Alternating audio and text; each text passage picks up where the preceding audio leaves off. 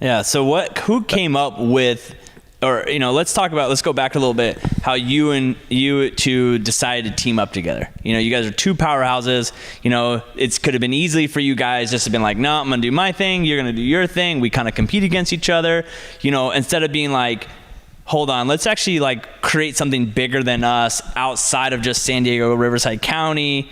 Like, hold on.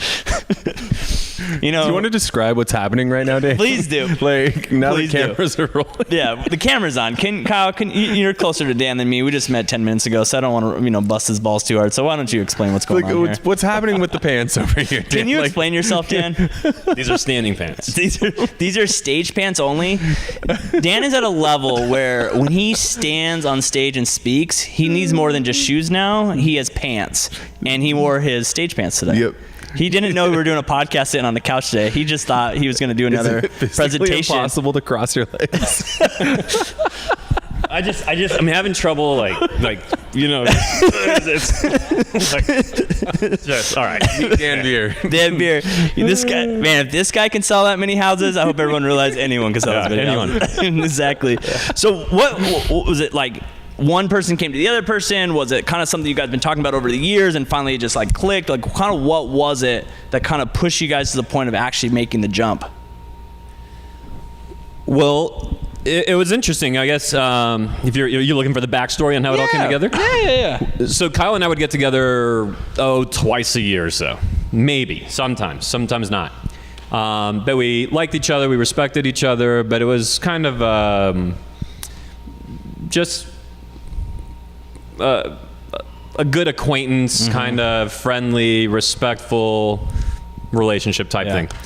And so anyway, we actually happened to have lunch plans on whatever it was. Let's just call it 2 weeks later. And I was actually on vacation in Deer Valley. And while there, I saw Curtis Johnson move the EXP. I'd been ignoring it for 2 years, pushing it away, but I really respected him as a business person. And so it all just came together for me literally while I'm on vacation.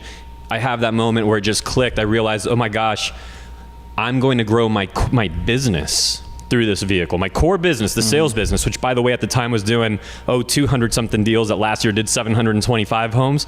Well, I knew I'm going to grow my business through this vehicle, and it'll be an amazing vehicle to help other people grow their business. And I immediately called Kyle and said, Kyle, that lunch that we have, we need to not meet in 2 weeks. How is right as soon as I come home? And so about a day or after I came home, we met up. It just so turned out that one of the reasons that Kyle wanted to meet up in 2 weeks was actually to discuss the very thing that I was wanting to discuss all of a sudden. And so we met up in UTC. And it was actually, it's interesting because we watch a lot of people make these decisions now, and the way that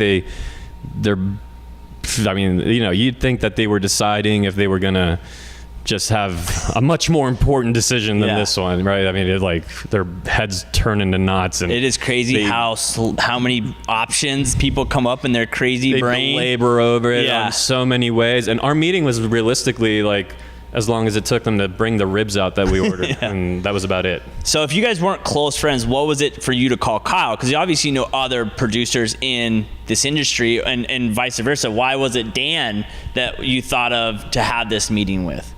Yeah, I think there's just always that mutual respect there, which is why we would get together, like Dan said, 2, 3, 4 times a year, whatever it was. We would get together and it was like, we'd talk a little shit about each other. Mm-hmm. We'd share a little bit at the same time.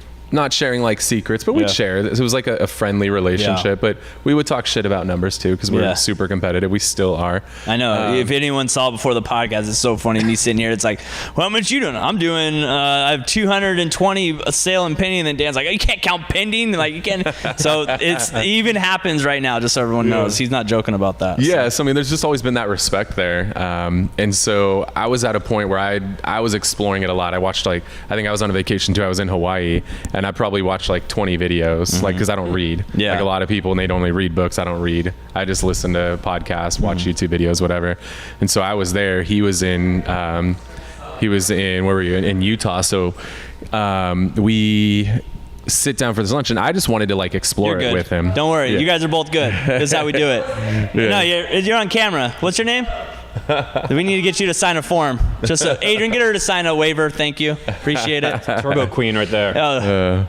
No, you're all good. Yeah. And so, yeah, I just wanted to kind of run it by him, right? Mm-hmm. Like get his thoughts on it. And then when we sat down for lunch, he was like, he started going to his pitch. He was like, there's some new companies coming to town. Some things are changing. Some people are moving. There's some opportunities out there. And I immediately was like, dude, we're looking at the same thing. Like we're literally both looking at the same thing. He's like, what do you mean? I was like, I'm looking at EXP too. And we were like, oh shit, we're both looking at this. Like, it was meant to be that we were like there. We literally brought each other that lunch for the same reason. And in the moment, we just made a decision. It was like, do we sit here and argue? Like, we literally both decided, like, if you're looking at this and you're really smart, and then he's probably thinking the same thing, like, there's a reason that we're here. Like, we need to fucking do this. Yeah. And so we just decided, like, in the moment, let's do this. Yeah. And then it was like, well, let's not argue about like who invited who to this lunch or who goes above who or whatever. We realized like between his network with Keller Williams and all the stuff that he's done and my networks with Tom Ferry and the stuff that I'd done there, like if we could just tap into those two networks, like the amount of impact we could have would be pretty epic if we did it together, as opposed to like fighting with each other and arguing over who goes where. And here we are 4 years later, and what we've built did 10,000 plus transactions in a single month. So it was pretty crazy.